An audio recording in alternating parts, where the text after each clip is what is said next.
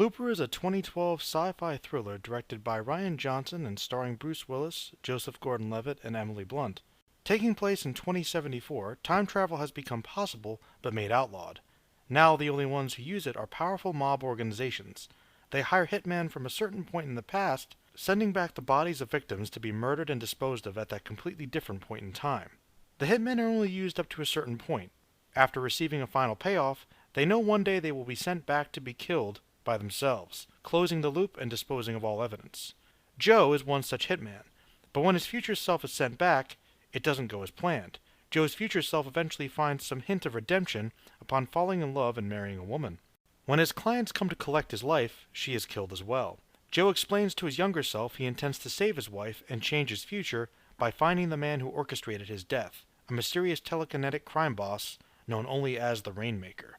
Old Joe knows of 3 children who may grow up to become this man and seeks to kill him before it happens, saving his future. Young Joe, not completely trusting or caring about his older self, wants to catch and kill him, preserving his possible future. Some information leads him to a farm where Sarah and her young son reside. In hiding from more mob hitmen and lying in wait for his older self, young Joe slowly develops a bond with Sarah and her son, although he knows the possibility that young Sid may in fact become the Rainmaker. Looper is a crime drama that uses time in a unique but ultimately underdeveloped way. As is often the case with time travel, it is difficult to pull it off without inevitable questions. When watching Looper, there are various instances where you might be asking, well, how can he be doing this if he did that? Or if this is happening then, wouldn't that change this now? Of course, Looper offers the possibility of at least a few alternate timelines, but most importantly, that time is fluid and can change, both within one or an infinite number of possibilities. As with much science fiction, though, the concept is more of a hook and an impetus for the setting rather than the meat of the story. At its core, Looper is a story about choices.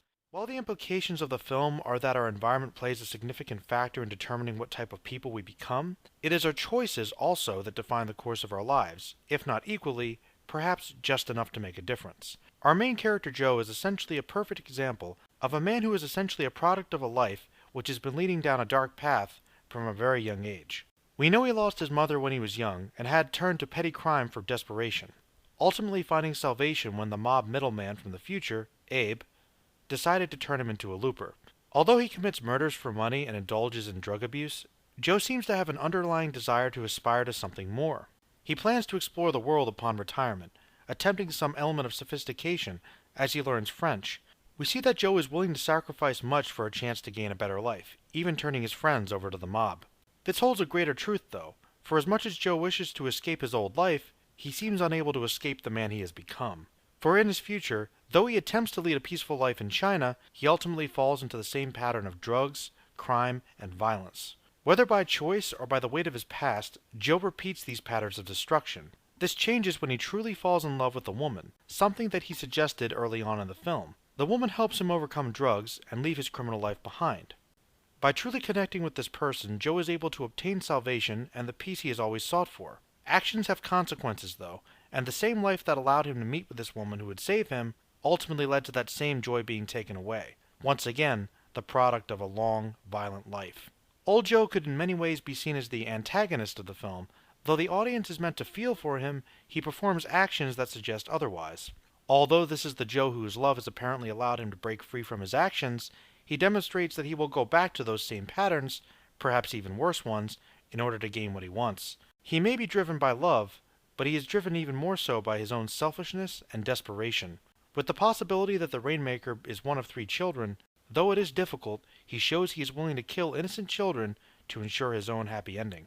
I don't want to reveal all of the particulars of the twist at the end, but the ultimate theme is one regarding the power of choice, and that the most powerful choice to break endless cycles of violence may in fact be self-sacrifice. Looper falls into that category of movies people would suspect that I would like, but I'm not overly fond of. I think the time travel and organized crime elements are interesting, but are never really explored in much detail. It's the hook of the movie, but not the focus. It's a more personal story. I think it actually works well, and I admit that I enjoyed it more the second time. It requires the viewer to pay attention.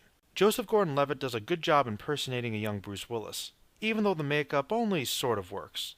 The film is shot well, utilizing vast landscapes and enclosed urban areas for varying effects. Bruce Willis is one of my favorite actors, so it's always cool to see him doing something interesting. My favorite part of the film involves him getting captured by the mob. I was like, how can he possibly get out of this? The answer, of course, was obvious. He's Bruce Willis. He wipes out the entire gang, dual-wielding machine guns. Naturally. Emily Blunt is good as well, and the young actor portraying Sid is effectively cute and creepy. I think the creepiness surrounding his character suggests a possible sabotage of the message, but at the end of the film you can accept the possibility of something else. Overall, I think Looper is a good film with interesting ideas, a decent pace, and a very profound, if not slightly bittersweet message. No matter what, we always have a choice.